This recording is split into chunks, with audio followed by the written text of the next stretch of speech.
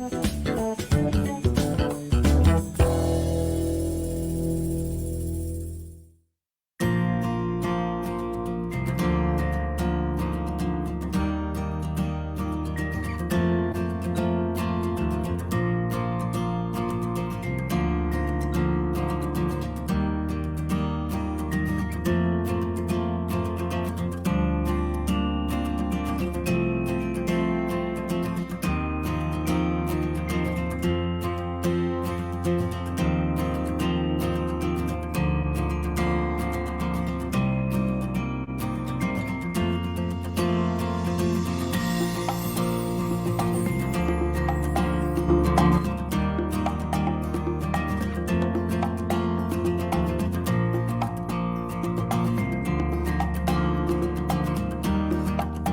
objective of the labor inspection is to further strengthen the implementation of the visitorial and enforcement powers under the Labor Code as renumbered towards securing a higher level of compliance with labor laws and standards and ensuring continuity and sustainability of compliance at workplaces.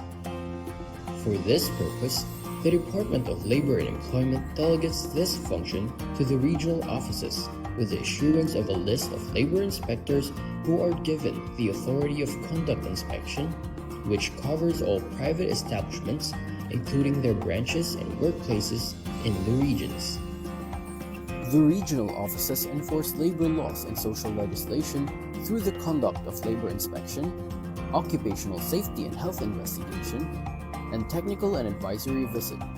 Special inspections may be conducted as may be deemed necessary.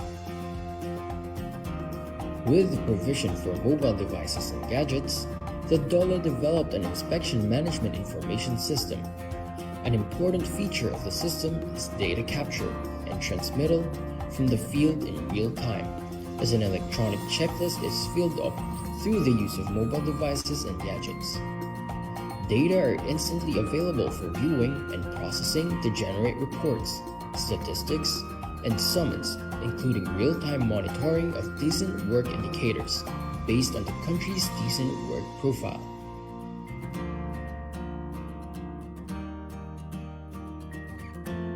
The TAV, or Technical and Advisory Visit, aims to provide assistance to the micro-establishments, or establishments that have 1 to 9 employees, to be sustainable, productive, and competitive.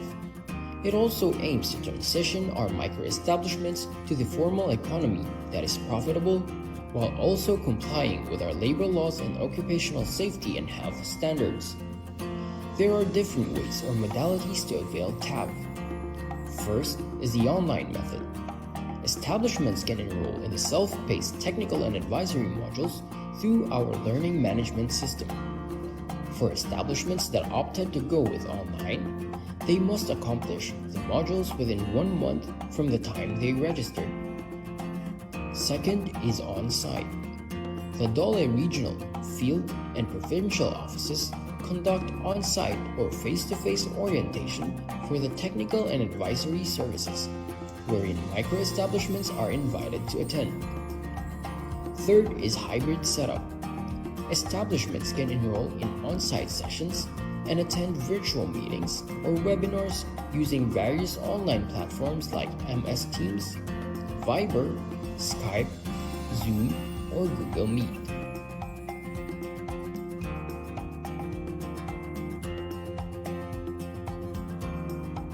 The Establishment Report System was created to streamline the documents and reports required from establishments in the private sector. Several administrative requirements will be submitted through this site as a central platform. Through this system, employers no longer need to physically submit establishment reports to DOLE, since reportorial requirements can be completed remotely through the ERS. There are various types of report that can be submitted through the establishment report system. These are telecommuting report, job displacement report, flexible work arrangement, 13th month pay compliance report, and employer's work accident or illness report. The Establishment Report System ensured the safety of employees of DOLE and its clients by minimizing the risk of contracting the COVID-19, since the need for physical contact has been removed in this process.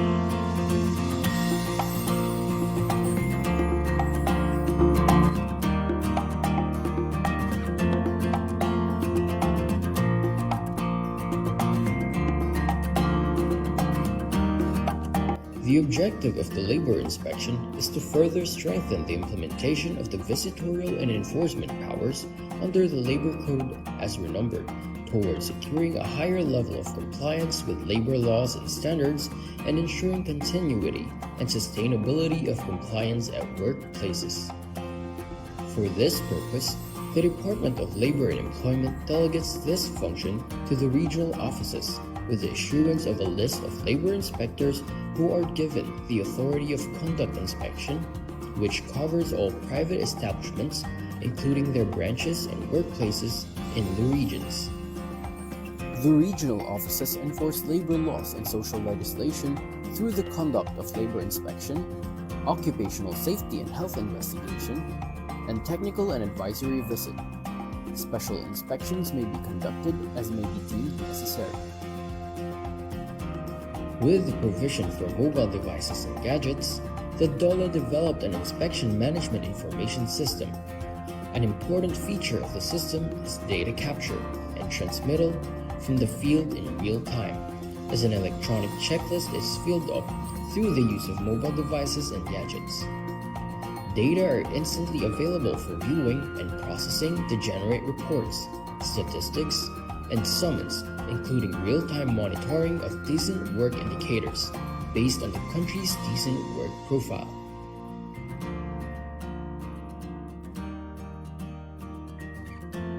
The TAV, or Technical and Advisory Visit, aims to provide assistance to the micro-establishments, or establishments that have 1 to 9 employees, to be sustainable, productive, and competitive.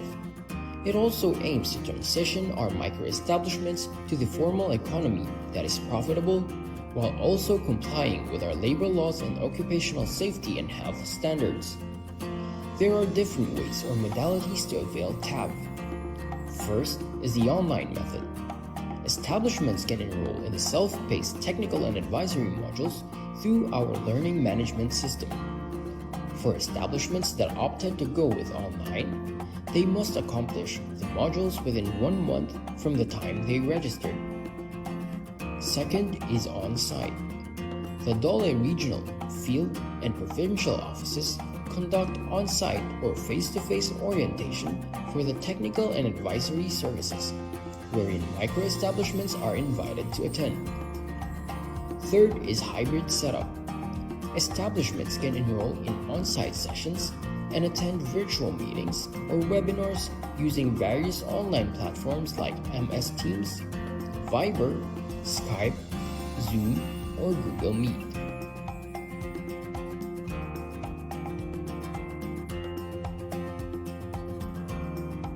The establishment report system was created to streamline the documents and reports required from establishments in the private sector. Several administrative requirements will be submitted through this site as a central platform. Through this system, employers no longer need to physically submit establishment reports to DOLE, since reportorial requirements can be completed remotely through the ERS. There are various types of report that can be submitted through the establishment report system. These are telecommuting report, job displacement report, flexible work arrangement, 13th month pay compliance report, and employer's work accident or illness report. The establishment report system ensured the safety of employees of Dole and its clients by minimizing the risk of contracting the COVID-19, since the need for physical contact has been removed in this process.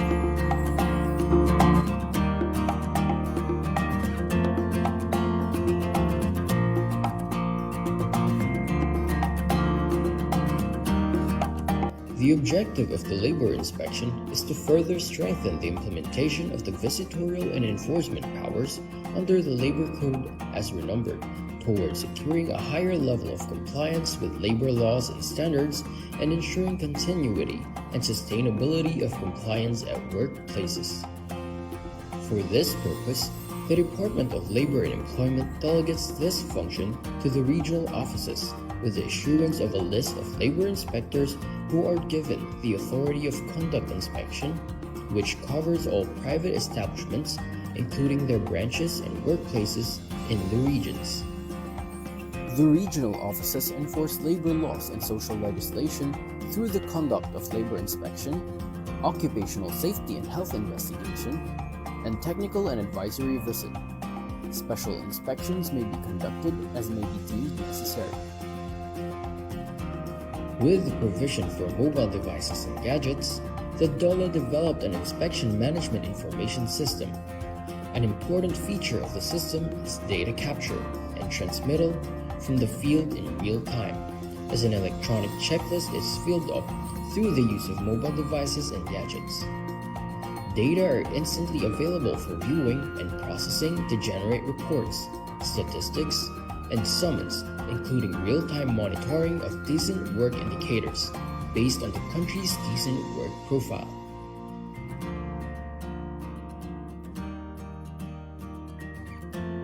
The TAV, or Technical and Advisory Visit, aims to provide assistance to the micro-establishments, or establishments that have 1 to 9 employees, to be sustainable, productive, and competitive.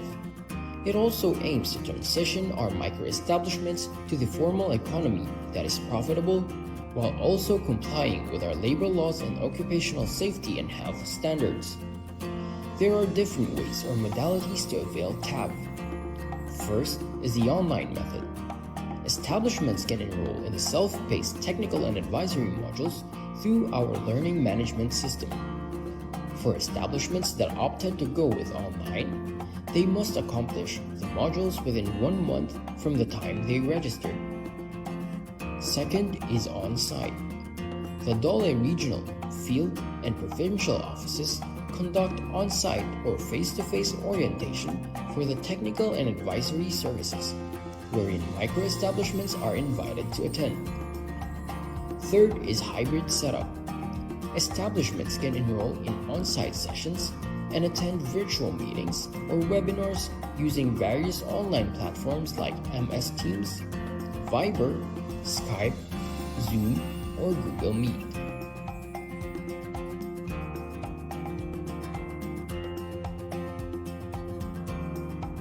The establishment report system was created to streamline the documents and reports required from establishments in the private sector. Several administrative requirements will be submitted through this site as a central platform. Through this system, employers no longer need to physically submit establishment reports to DOLE, since reportorial requirements can be completed remotely through the ERS. There are various types of report that can be submitted through the establishment report system. These are telecommuting report, job displacement report, flexible work arrangement, 13th month pay compliance report, and employer's work accident or illness report. The establishment report system ensured the safety of employees of Dole and its clients by minimizing the risk of contracting the COVID-19, since the need for physical contact has been removed in this process.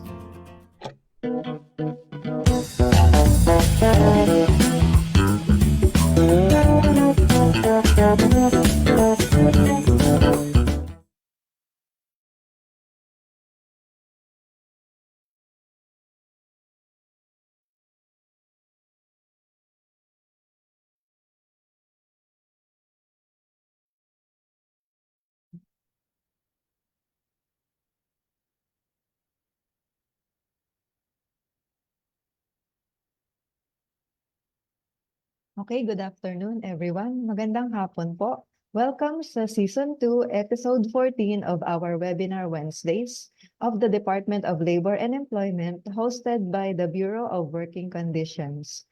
I am Nep Catalunya and I will be your moderator for today's webinar. So ang topic natin for today ay heat stress in the workplace. So tatalakayin po natin kung ano-ano yung mga preventive measures, kung paano mapoprotektahan yung mga manggagawa natin from heat stress and heat-related illnesses. So bago po tayo magsimula, let us start with a short prayer.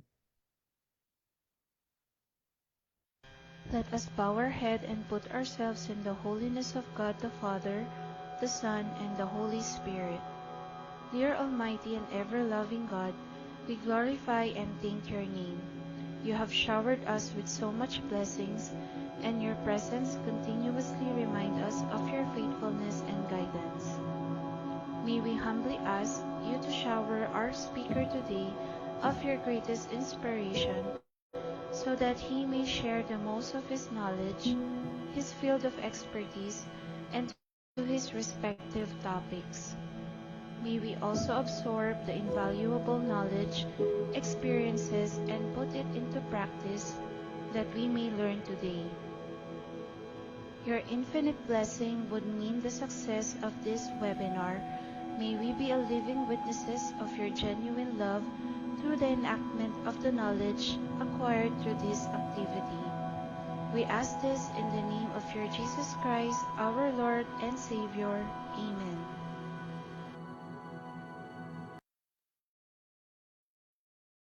Okay, good afternoon again to all sa lahat ng ating mga Facebook Live viewers na naglaan ng oras para sa ating Wednesday webinar. So as of now, we have 111 viewers and thank you for joining us today.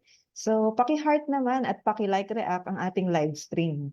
And also, please hit the follow button on our Facebook page, BWC1949, para maging updated po kayo sa mga latest issuances, announcement, and to know more about occupational safety and health standards in the workplace. Paki-share na rin po itong video sa inyong mga friends, family, and colleagues and use hashtag Webinar Wednesdays. Para sa mga katanungan po, pakigamit po yung comment section below sa ating screen. At ito po ay i-address ng ating resource speaker sa question and answer portion. So bago po tayo magsimula, atin po munang alamin yung mga programa, services at functions ng Bureau of Working Conditions. Panoorin po natin yung video na to.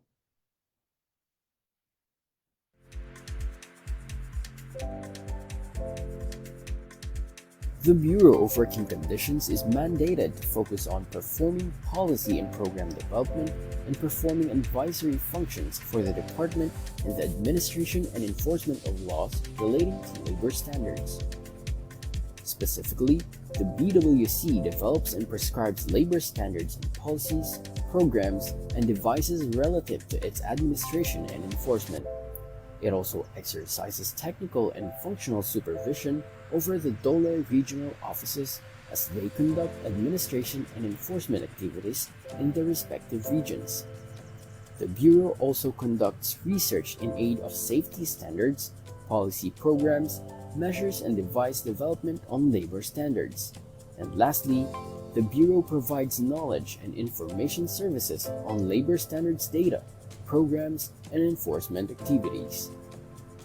There are 5 flagship programs of the Bureau, namely Labor Inspection, Technical and Advisory Visit, Policy and Program Development, Monitoring of Programs such as Construction Safety and Health Program, Technical Safety Inspection.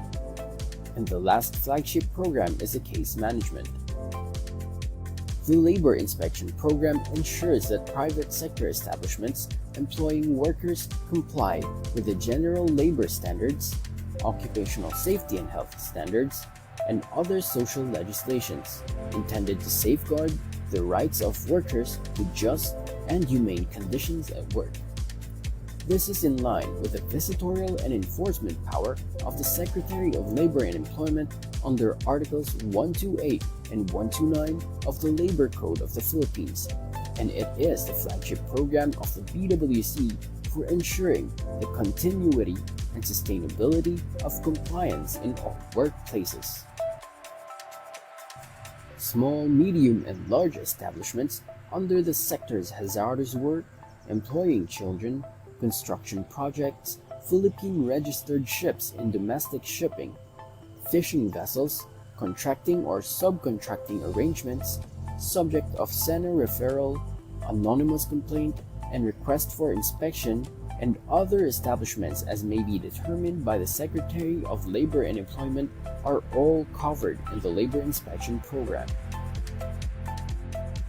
The Technical and Advisory Visit, or the TAV program, aims to build the capacity of community-based micro-establishments towards sustainable compliance with labor standards. It seeks to facilitate easier access to government programs and services instrumental to addressing their compliance gaps, as well as to provide livelihood assistance and productivity training to further capacitate micro-establishments in improving their business operations.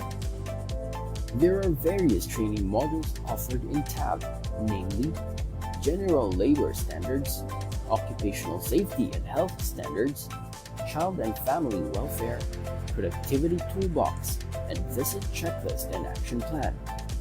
The Technical Safety Inspection is the inspection for the purpose of safety determination of boilers, pressure vessels, internal combustion engines, electrical installations, elevators, hoisting equipments, and other mechanical equipments. The Bureau is also responsible for the development of policies and programs. The Bureau takes the lead in the formulation and assurance of timely and relevant policies, guidelines, and advisories relating to general labor standards, occupational safety and health standards, and other social legislations that promote the rights at work, improve working conditions, and guide employers and workers in the private sector. There are other various programs that are handled by the Bureau of Working Conditions, Construction Safety and Health Program, Review and Evaluation of Technical Plans, Processing of Certificate of Appearance of PMEs and PEEs, Work Alert Reporting, Processing of Certificate of No Pending Case, Disposition of Labor Standard Appealed Cases, General Labor Standards and Occupational Safety and Health Queries and Requests for Inspection-related data, Medical Services or Assistance to DOLE personnel. And the BWC is also a member of various committees like NCACL, IACAT, LI Capacity Building Committee, Safety and Health Committee, Mental Health Program, and many more. The Bureau envisions well-guided employers and workers committed to a safe, healthful, and productive work environment, adaptive to industry trends and developments, and equitably enjoying the gains of joint endeavors.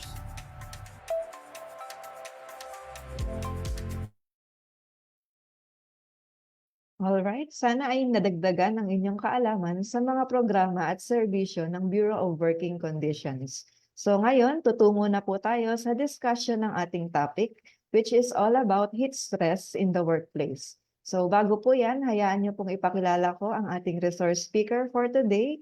Siya po ay isang Medical Officer 4 ng Program Management, Technical Support and Services Division ng Bureau of Working Conditions. Siya po ay walang iba kundi si Doc Marco Antonio S. Valeros.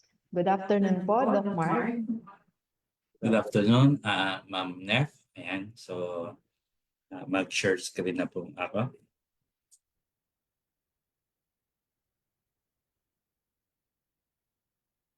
Ayan, so malinaw po ba? Ayan. So muli, magandang hapon po sa atin pong lahat. Ayan. Ayan. So magandang hapon po sa atin pong lahat. Isang mainit na pagbati po mula po sa office po namin ng Bureau of Working Conditions, Department of Labor and Employment. Okay? So ako po ay naatasan na magbigay po ng maikling pagbabahagi sa Labor Advisory Number 8 Series of 2023. Ito po yung Safety and Health Measures to Prevent and Control Heat Stress at the Workplace. Ayan. So nitong mga nakaraang araw ay medyo nag-uulan na at marahil na sasabihin ng iba na medyo hindi na po ito napapanahon. Pero ang sabi po ng Pag-asa, yung nararanasan po nating pag-ulan ay transition pa lamang po yan, at malayo pa na sabihin na tayo po ay pumapasok na po sa season po na kung saan ay tawag na tag-ulan. So we could say still na napapanahon pa din itong lecture po natin ngayong hapon at gayon din naman sa mga susunod na taon, of course, because of climate change ay wag naman sana, pero at least mas maganda na maging handa po tayo sa atin pong pagharap sa mga ganitong hazard po, na kung saan ay ang mga workers po ay na-expose po sa matinding init. Ayan. So lahat naman po ng workplace po ay po rito ay kabilang po sa mga tinatamaan ng ganitong tag-init, ika nga. So sa mga lugar na kung saan ay masasabi po natin na merong nasa field yung ating pong mga manggagawa, we could say na ang source ng kanila pong heat stress ay yung direct sunlight. Whereas sa mga nasa loob naman ng opisina, it's more of yung humidity. Either of the two, kailangan pa rin po nating na magkaroon po ng programa para sa sa heat stress. Ayan. So yung programa naman po natin ay replete with information and how to mitigate yung nararamdaman na init sa mapalabas man o mapasaloob ng ating mga workplaces. Para po sa purpose at coverage ng ating issuance, Labor Advisory Number 8. Okay, so ito po ay inilabas o in-issue ng DOLE para magbigay po ng gabay para sa mga employers po, sa mga manggagawa din naman, iba't ibang establishments para ma-prevent, ma-control, ma-mitigate yung epekto po ng heat stress at of course yung mga maaring maging sakit na dala po nito. Okay? So of course mas vulnerable yung mga outdoor na workers at of course syempre dahil DOLE po kami, ang mandato po namin it's more of sa private sector po, Pero it does not mean sa public sector wala pong programa dito kasi of course ang CSC, ang DOH at ang DOLE, meron naman kaming agreement na pinirmahan noon, yung Joint Memorandum Circular na kung saan ay of course tinitingnan din natin yung kapakanan ng mga manggagawa natin sa public sector. Okay, so para sa safety and health measures po ng atin pong mga manggagawa, of course yung employers at establishments po ay inaatasan po na magsagawa ng mga ganitong mga bagay. Una po, letter A, assess the risk and exposure to health-related illness and determine the needed protection and adjustment in work schemes which should include the following. Una-una po siguro, as employer, dapat meron po tayong profile ng atin pong mga manggagawa. Alam po natin yung mga vulnerabilities nila, yung mga pre-existing na sakit po. For instance, may hypertension, meron po sa atin yung merong tinatawag na mga diabetes, lalo kung may cancer, no? Of course, may kidney disease, yung mga empleyado po na ganun po, no, ay vulnerable po sila na kapag ka na-expose po sa matinding init ay medyo hindi magiging maganda yung pag-adapt o yung pag-response ng atin pong mga katawan doon po sa sa hazard ng init. So kinakailangan po na sila ay ma-exempt po natin sa mga work na kung saan ay kailangan nilang lumabas, no? Ang alternatives po natin is to provide them with task na hindi nila kailangan mabilad sa araw, hindi kailangan ma-expose sa init. Okay? So kung yung work din naman nila ay hindi nangangailangan ng physical presence, no? We encourage na to provide this group of people yung yung tinatawag nating alternative work arrangement, no, or work from home, no, ika nga. Pero of course we understand na may mga industries, may mga sectors na needed yung physical presence ng mga individuals, no, mga workers. So with that maaring siguro mas igtingan lang natin yung pag-i-implement ng mga control measures para maprotektahan po natin yung mga manggagawa, no? So under dito sa letter A, sabi dito, elimination of heat and humidity in workplaces through effective ventilation and heat insulation in all areas with workers. Okay? So generally speaking, improve natin yung exhaust, improve natin yung ventilation. Okay? Ito yung mga workers sa loob ng workplace. Napanood ko sa TV before, no, siguro many weeks back, no, yung isang electrician sa Pangasinan na gumawa siya ng parang ulan doon sa bubong ng kanyang bahay at napababa ng hanggang 31 degrees centigrade yung temperatura doon sa loob ng kanilang tahanan, no? So things like that, no, pwede nating i-improve. Tayo ng mga aircon, air conditioning units, no? And at the same time, maganda yung ventilation. Okay? So dito nga sa office namin, minsan hindi namin, pag nasa loob ka ng office, no, hindi mo mapapansin namin napakainit sa labas. Or minsan umuulan na pala sa labas, no? Because yung napakaganda ng ating air conditioning units, no? So kung kaya naman po, no, ng budget ay much as well na gawin po iyon. Number 2, adjustment of rest breaks or work location to allow recovery from heat exposure. Ayan. So kung familiar po kayo sa broken time schedule, okay, sa construction, dalas na ginagawa yan. So ano po ba yung broken time schedule? Normally, ang work po natin is, normal hours of work is 8 hours a day, di po ba? Okay, pagka po tayo ng broken time schedule, hindi natin inaalis yung work hours na 8 hours, kundi ina-adjust lamang po natin yung mga oras natin na kung saan pwede po tayong magtrabaho sa labas na hindi sa oras na kung kailan mainit.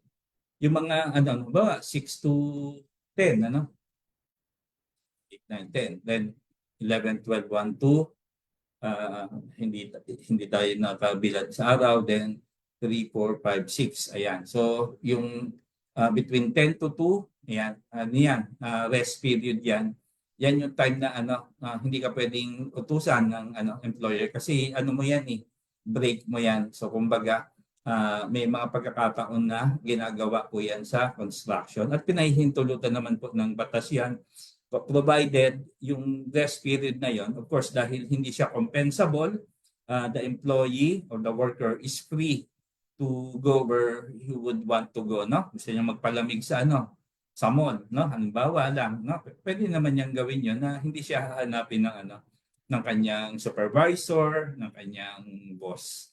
Okay. In fact, no, sa ibang bansa nga, sa Saudi Arabia, no, or mga Middle East countries, ang construction doon ginagawa sa sa gabi, kasi alam naman po natin, no, kahit walang El Nino, napakainit po talaga doon sa araw.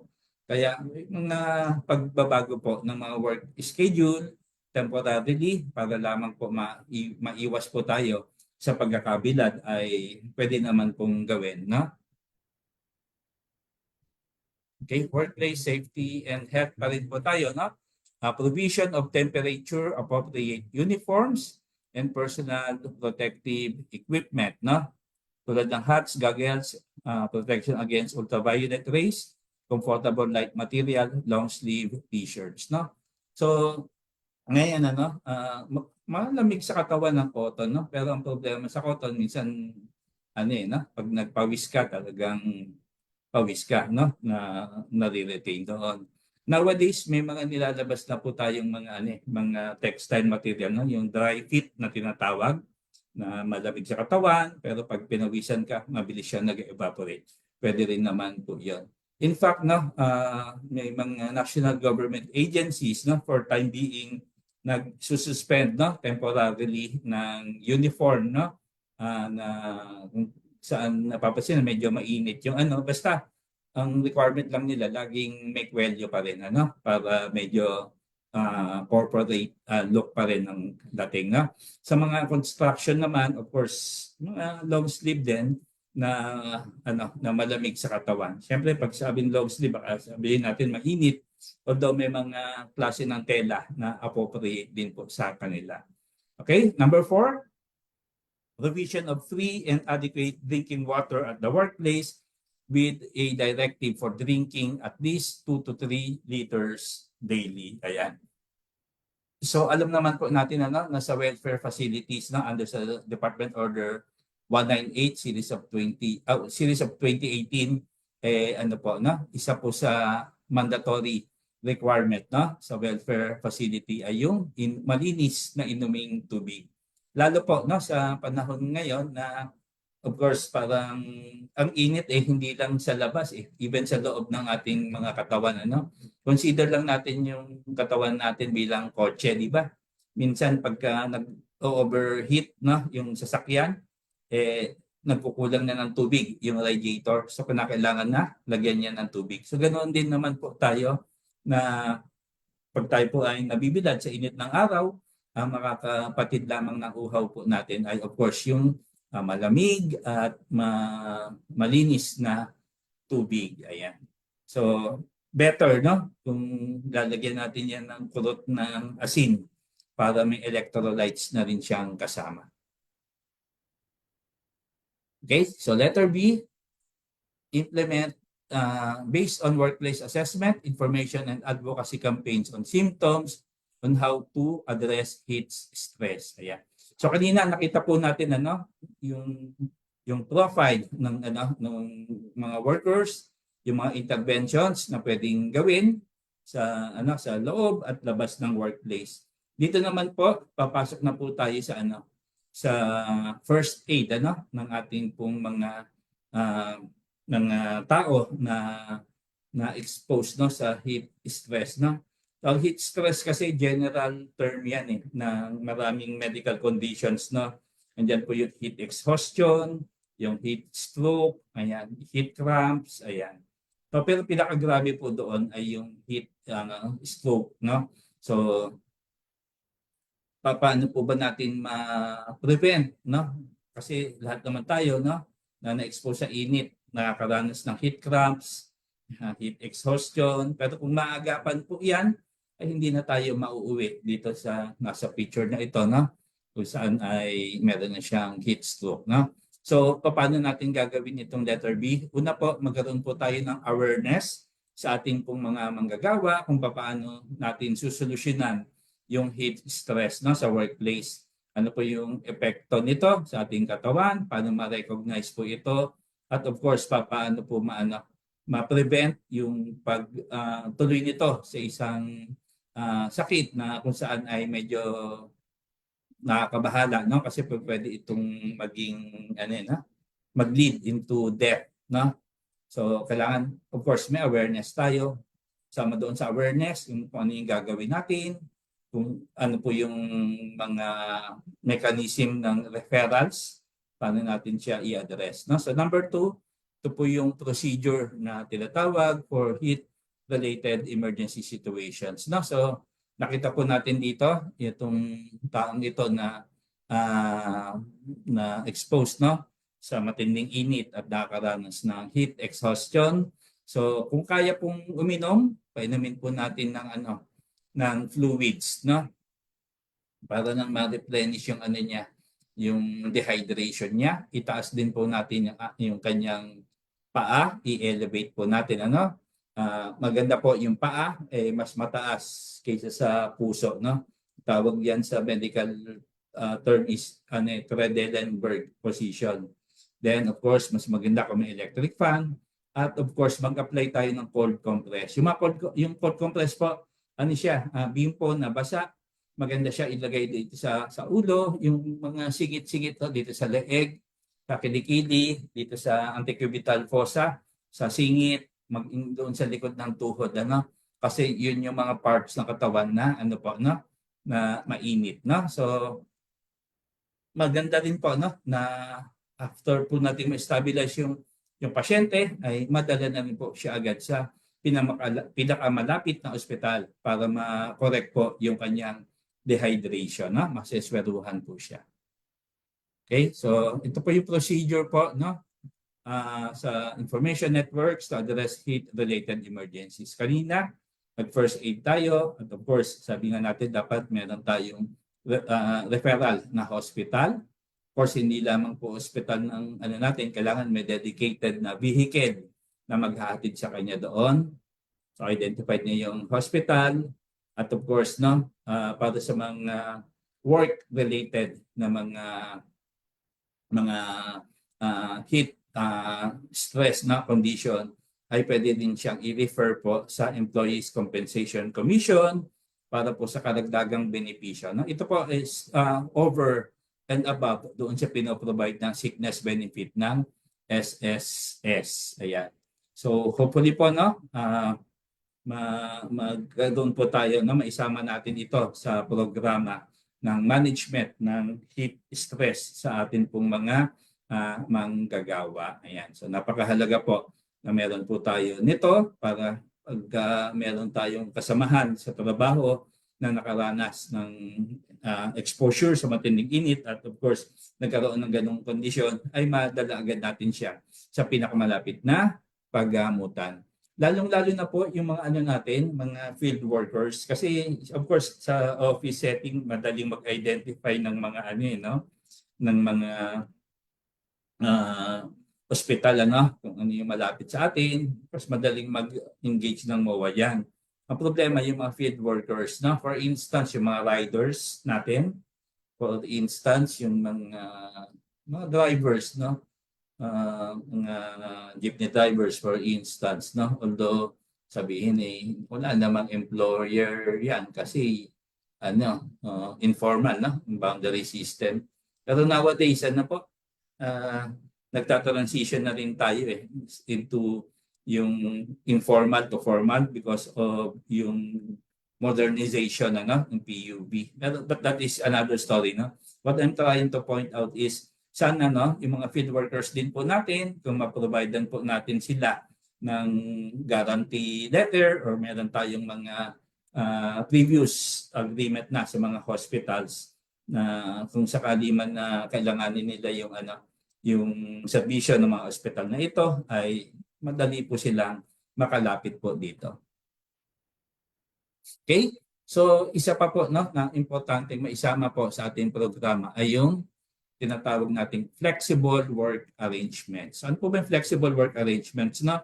So maganda po, no, na yung employers at yung mga manggagawa po ay umupo at mag-usap kung ano po yung magandang i-adapt na flexible work arrangement para malimitahan yung exposure po ng mga manggagawa sa napakatinding init At of course, hindi lang yung init no? Yung strenuous activities, no? Yung ibig sabihin yung mabibigat na mga trabaho, no? Kasi mabigat na trabaho, samahan mo pa ng init, mag-double yung effort mo niyan eh. Mas madali kang mapagod kapag ganyan. So, pwede pong mag-adjust ng work hours while maintaining the total number of work hours within the day. Ito po yung sinasabi natin na broken time schedule until such time no, yung weather condition has improved. So, provision of technical assistance. Ayan. Okay? So, kasama po no, sa function ng mga labor inspectors po natin ay yung magbigay ng ng technical assistance sa atin pong mga establishments na kanilang pinupuntahan. Okay? Or sa parte naman po ng mga establishments, maaari din naman silang lumapit po sa REU ng Occupational Safety and Health Center. REU stands for Regional Extension Unit. No? Kasi of course yung OSHC, alam natin ang opisina nila dito sa yung main office ay nandoon sa sa may North Avenue corner Agham, lapit yan, tapat yan ng Veterans Hospital. Pero sa mga respective, mga different regional offices ay meron din po sila doon. Usually nasa office din po sila ng DOL regional offices, So itong mga to ay pwede niyo pong lapitan sa paggawa, pagdevelop ng ating pong programa para sa heat stress. Ayan. Okay, so sama na rin doon siguro yung pagpo-provide ng mga lectures, mga information kung ano yung dapat nating gawin sa mga magagawa natin na expose po sa matinding init. Ayan. So ito po, wala po ito sa labor advisory pero meron pong separate na memo na in-issue po para sa mga inspectors po natin. Ito po yung mga dapat nilang gawin as part ng kanilang technical assistance sa mga establishment. Okay? So una po, pwede nilang sabihan din yung mga employers na pwede nilang i-exercise yung kanilang management prerogative and in coordination with, of course, sa pakikipag-usap din po sa safety officer, sa safety and health committee na pwede pong suspend ng work kung meron pong extreme hot weather conditions. Actually, po ito na susulat yan sa Labor Advisory number 16 series of 2022. Although ito originally sinulat siya for yung mga yung malakas na ulan or sabihin na nating mga bagyo. Pero hindi naman nakasulat mismo na gano'n. Ang sinabi po doon, weather disturbances. So, it follows kahit yung extreme heat, po pwedeng maging dahilan ng pag-suspend po ng work. Ayan. So, may po doon, may guidelines po dito na sinasabi na kapag nakapagtrabaho na rin naman ng 6 hours yung worker, buuhin na natin yung bayad doon. Otherwise, kung below 6 hours prorated, at of course, sinasabi rin doon na of course, nag-suspend ng maaga, no work, no pay policy shall apply except kung merong magandang collective bargaining agreement o meron ding tinatawag na may leave credits na available or meron ding out of good bid ng ating po mga employer ay nag-provide pa rin po siya ng pay sa mga workers po niya. Letter B, employers may in consultation with other employees adopt a flexible work arrangement and other alternative work schemes. Ayan. So, pwede naman mag-work from home kung ang task ay hindi kailangan ng physical presence. Pero of course, alam naman po natin pagka service ang nasa service sector ka, nasa yung accommodation for instance kailangan talaga ng physical presence po doon. Letter C, employers may provide extra incentives or benefits to employees who report for work during extreme hot weather conditions. Ayan. We were asked before, kung of course, alam naman po natin na ano no, na exposure to heat no is a hazard. Okay, so we were asked no, may hazard pay ba kapag ka ikaw ay ano pinapasok ng iyong employer kahit na sabihin na natin nasa 40, 41 degrees no centigrade ang ano ang kitang init no ng Pag-asa. Okay? So sad to say ano, our current laws no does not have any enabling law that will support yung grant of hazard pay. Pero sabi nga dito, pwede naman mag-provide no extra incentive no para ma-motivate yung atin pong mga mga manggagawa na pumasok. Pero I repeat no, we cannot compel no employers no na mag-provide nito kasi po wala pong pinoprovide na batas para sa pribadong sektor. Meron po sa sa public sector no, pero just the same hindi naman po lahat yung tinatawag na hazard pay no, at it's more of sa health hindi exposure sa sa init yung basis ng pagpo-provide po ng ng hazard pay sa public sector. Okay, next, employees shall not be subject to any administrative sanctions for failure or refusal to work by reason of imminent danger due to extreme hot weather conditions. Yan. Siyempre, kung mainit at ikaw ay hypertensive, in your own judgment, na judgment call mo na rin, na pagpapasok ako, aircon yung opisina ko, pero for 1.5 hours, I'll be exposed to severe heat, no? Baka hindi ako umabot sa aking office, no? Might as well mag-rest na lang muna ako sa aming bahay para hindi ako magkasakit, no? May mga ganoong kaisipan ng mga manggagawa, at kapag kaganyan po, hindi pwedeng may threat or reprisal for failure to report to office, no? Because understandable naman, napakainit ng panahon at medyo risky kung papasok si employee. Okay, letter E, employees who suffer work-related illnesses and or injury due to heat stress are referred to the Employees Compensation Commission through the SSS for work-related compensation. Okay, yung filing po ng easy benefit sa SSS pa din po yan. Of course, SSS, sickness, then may form yun, may form din po para sa ECC.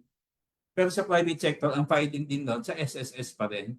Only appealed cases are forwarded doon po sa ECC, no? So hindi natin kailangan magpunta diretso sa ECC, no? Sa SSS, no, pinakamalapit at convenient na lugar ng SSS, no? Kung malapit sa bahay mo or malapit sa opisina mo yung SSS, no? It's up to you kasi any SSS, no, offices, no, would accept yung mga request for compensation. Okay, letter F, bipartite mechanisms in the workplace. Example, OSH, Committee, Labor and Management Committee may serve as venue for discussions in the prevention and control of heat stress in the workplace, including the adoption of flexible work arrangement and other alternative work schemes. No? So, yung CBA, pwede nating isama itong work from home arrangement or yung alternative work arrangement. Letter G, safety officers are empowered to conduct risk assessment relative to heat stress, considering the nature of workplace conditions and facilities, clothing and personal protective equipment, and workers' comorbidities, among others. Yeah. So, si safety officer, no, ano lang naman to, reiteration nung function niya doon sa DO 198, no, na i-determine niya hazards and risks at of course to provide yung mga control measures to address this. Okay, so that's all po, no? So mag-ano na ako, unshare. Okay, so proceed na po tayo sa sa Q&A po. May tanong po ba? Thank you very much, Doc Mark. So, salamat po sa informative discussion about heat stress in the workplace. So, tungo na po tayo sa question and answer portion. So, lahat po ng mga tanong nyo sa comment section natin ay ginather po natin. Pero pwede pa rin po kayong mag-submit. I-submit nyo lang po at i-type ang inyong mga questions sa ating comment section. So, ang unang tanong po natin ay, why is it important for companies to develop heat stress program? Okay. Okay, so as mentioned kanina, of course, ang primary reason kung bakit po tayo gumagawa ng mga programa sa ating workplaces, OSH program, kasama na po itong kung saan napapaloob itong heat stress program, of course, is for the protection of our workers. So dito po sa atin pong heat stress program na kasulat po doon kung paano po natin i-address yung mga prevention, yung control ng exposure sa severe heat, yung atin pong referrals, yung atin pong mga first aid na pwedeng gawin sa mga kasamahan natin sa trabaho na makakaranas po nito. So kumbaga life-saving itong programa sa heat stress, in such a way na prevent natin yung progression. Of course, heat stress na-expose ka sa init. Yan. Then susunod yan, heat exhaustion, kung saan magkakaroon ka ng parang dehydration that could lead into tinatawag na heat stroke, na kung saan ay hindi ka na pinapawisan kasi na-used up na ng iyong katawan ang iyong fluids at of course electrolytes. So ang nangyayari sa iyo ay sobrang init mo na. Kapag ganyan na, medyo delikado, fatal na siya kung hindi maagapan. So sabi nga natin kanina na dapat maalam po tayo lahat kung paano magbigay ng first aid po sa atin pong mga kasamahan sa trabaho na nakakaranas po nito. At of course, yung timely na pagdadala ng mga kasamahan natin sa work sa hospital for proper management po.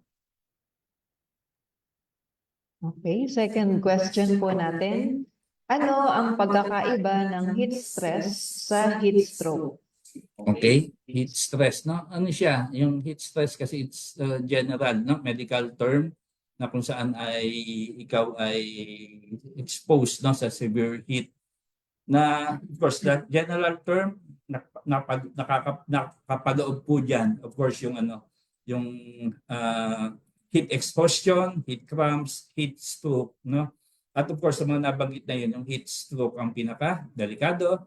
Gaya nga ng nabanggit ko, dahil na-use up na ng body mo, yung mga natitirang fluids, wala na lumalabas na pawis, at in effect, sobrang init mo na, nagre-reach ng 40 hanggang 41 degrees centigrade ang iyong temperatura. So, life-threatening yan. Ulitin ko po, yung heat stress, general medical term, kung saan napapaloob doon yung heat stroke, kasama ng ibang mga conditions.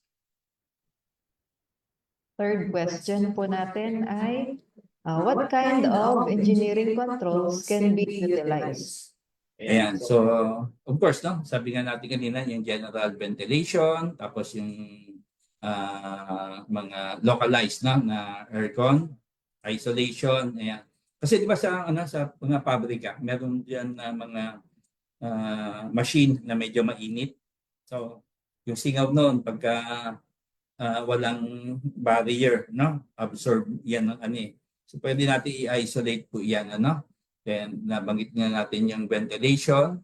Hindi siya engineering yung pero may nabasa ko. It's more of sa PPE. May mga vest na ngayon na may yellow, na pwede rin gamitin yan kapag ikaw ay nasa loob ng pagawaan na kung saan ay sobrang init, So maganda rin na na magsuot po noon. Ayan, engineering control, PPE. Tapos pa? Pwede pa tayong yung job rotation, yung exposure ng mga workers po natin ay i-limit natin doon sa but that is more of administrative control, no, yung binabanggit ko na for instance usually kaya ko yung 8 hours but because of yung severe heat di 4 hours lang ako, then another worker mag-work din doon ng 4 hours, no, para hindi kami masyadong bugbog doon sa mainit na lugar. Fourth question po natin. What are the inclusion to heat stress program? Okay, una po of course kailangan natin i-profile natin yung mga workers po natin, i-determine natin kung sino yung mga workers na pwede nating isabak sa gera at sino yung mga workers na for time being dito na muna sila, no? Ayaw kasi nating i-compromise yung kanilang mga kanilang mga health. Ayan. Kasama natin po doon of course yung recognition of predisposing factors at of course yung mga signs and symptoms, no? Kapag ikaw ay na-expose sa ganoong klase ng init at nakaranas ka ng mga ganitong simptomas, no?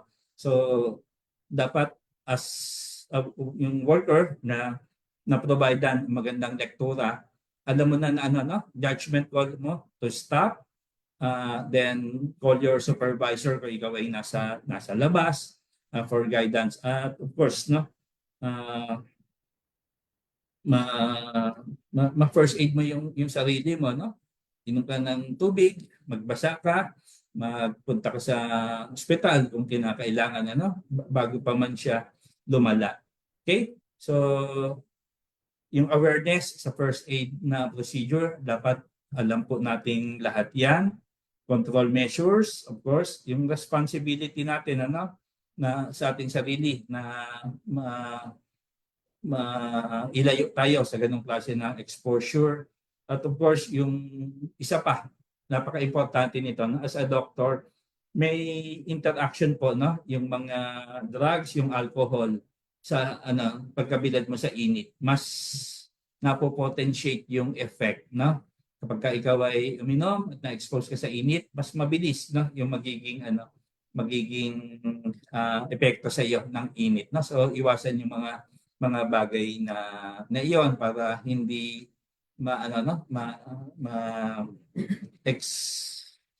exacerbate yung condition ng heat stress. Ayan. So, fifth question po natin, anong temperature po pwede mag-declare ng work stoppage? Lalo na po sa heat sa indoor work sa mga industrial. Ayan. Sa ngayon po, of course, sa mga literature, makikita natin yung 40-41 degrees na centigrade. Okay, pero sa DOLE, hindi kasi hindi one size fits all ang OSH program kasi tinitingnan po natin yung nature ng trabaho. Of course, pag ikaw naman ay nasa office setting, nasa aircon, kahit 41 yung temperature sa labas, hindi mo yan ramdam sa loob. Whereas kung nasa pabrika ka at nakakaranas ka ng ganitong klaseng init, as mentioned kanina, judgment call ni safety officer na mag-declare ng work stoppage order sa mga ganoong klase ng temperature. Marami tayong mga readings on that. In fact, ang DOH, I know for one, naglabas din sila niyan. Nakita ko nasa rin sila nasa 41 degrees. Yun yung minimum. Of course, habang tumataas ay ang temperatura lalo pong nagiging yung advice na to stop or to declare suspension ng work. But again, sa perspective po ng DOLE, we provide guidance. However, yung last say nasa workplace pa rin yan based doon sa judgment call nila. Kaya nga meron tayong labor advisory kasi it is replete with different menus, menu on how we could address itong mga itong mga mga problem na ito sa pagdating po sa heat stress, no? Again, hindi siya one size fits all. Pero of course, yung 41 is a magic number for us, no, na pwede ka na mag-declare nito lalo kung wala kang general ventilation, wala kang yung control measure na kung yung vest na may yellow na makakabigay sa ng comfort, wala kang pinabite na na yung administrative na control, yung job rotation, ayan. So, tingnan po natin yan. At naman po ako sa mga safety officers po natin na alam po nila yung dapat pong gawin sa mga pagkakataon po na katulad po nito. Okay, so yan na po lahat ng ating mga katanungan. Thank you po, Doc Mark, sa pagsagot ng mga questions ng ating Facebook viewers. And thank you din po sa lahat ng mga Facebook participants na nag-submit ng inyong mga katanungan. So kung meron man pong hindi nasagot, sasagutin po yan ng ating social media team. So further announcement lang po na magkita-kita po ulit tayo next week on May 29, 2024 sa ating episode 15. Ang title po ng ating episode ay Empowering Prevention, a Proactive Approach to Cervical Cancer. So that concludes our webinar for today. So naniniwala ako na marami kayong natutunan at naging productive itong araw na ito.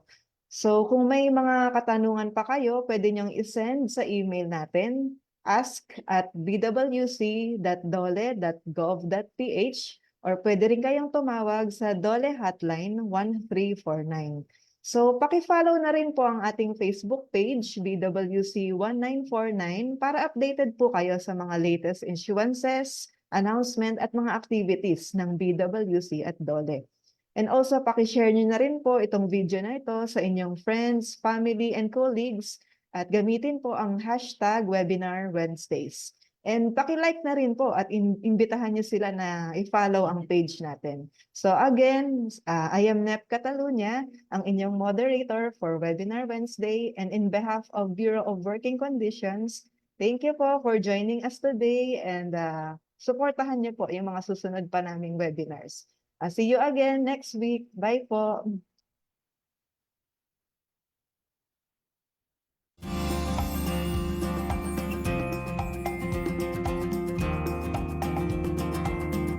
Para sa mga katanungan at karagdagang impormasyon, maaari po tayong tumawag sa Dole Hotline 1349 o sumumbuni sa mga Dole Regional o Field Office na nakakasakop sa inyong lugar paggawa.